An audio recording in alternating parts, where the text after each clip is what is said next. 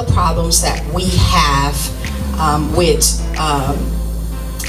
sexual discontentment in marriage, even with this person who is already in her single life had already messed up.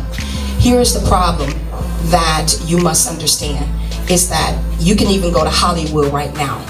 Most people do not get divorced because of bad sex. You understand that? Also, you need to understand this. Sex is more intimacy and oneness. One of the things that you also have to understand is this, is that yes, God He is the one that created it, so He understands it.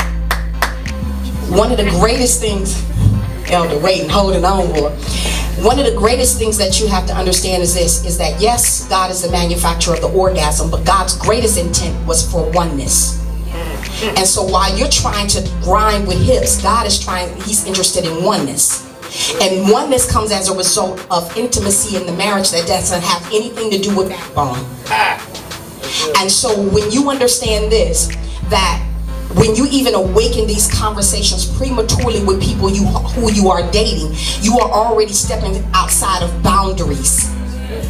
If this person that you are dating, because listen, you got to be honest with yourself. Many times that when in your singleness, a lot of people that you are dating is not going to be your spouse. And so you're opening up intimate conversations with people who do not have access to that kind of conversation or that intimate part of your life. And so yes, you should.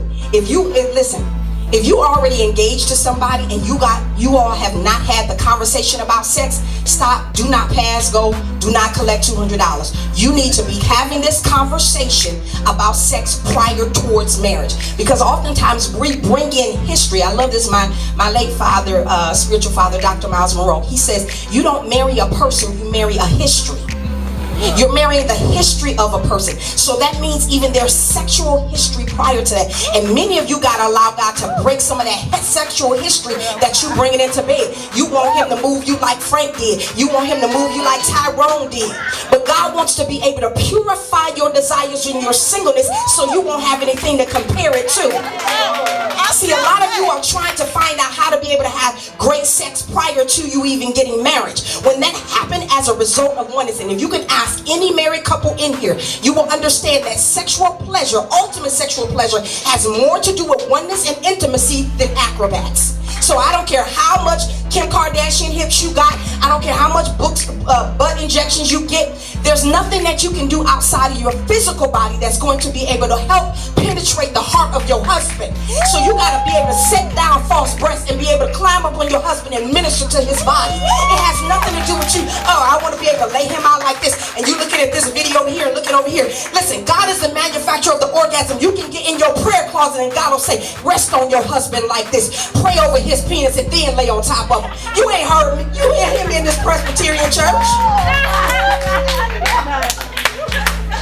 You need to, if you're, listen, if you are not seriously, actively dating somebody who you are really, truly considering marriage, do not open up that conversation when they don't have access to it. They don't have qualifications. And then also, you also need to sit, listen, black church, we afraid for counseling.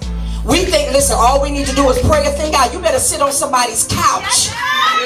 And so oftentimes you will need sometimes a sex counselor who is a Christian qualified counselor who will sit and be able to discuss some things. Even some of you who are virgins who don't even understand sex or things that's going to happen on the first night. There's some things that's probably you're going to be like, whoa, Jesus, what was that?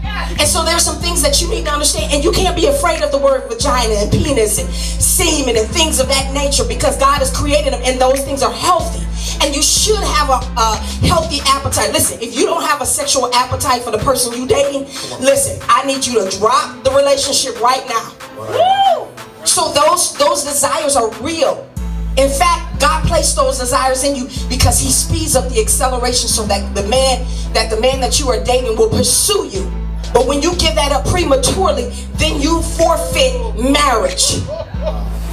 And oftentimes, many of us, listen, a lot of times the reason why that many of us are still single, we should not still be single 30 and 40 years old. God did not intend for us to be struggling sexually for 20 years in our adulthood.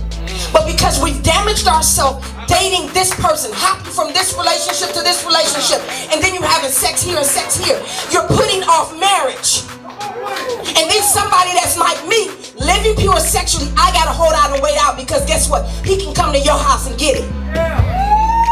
But I promise you, if just the women alone will close up the candy shop, if you will keep Victoria's Secret, I promise you there would be a shortage at Jared's. You wouldn't have enough rings if you would close your legs.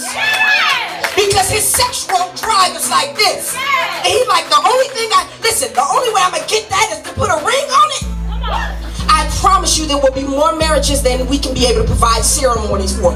But every time you open up your legs, you exhaust marital status.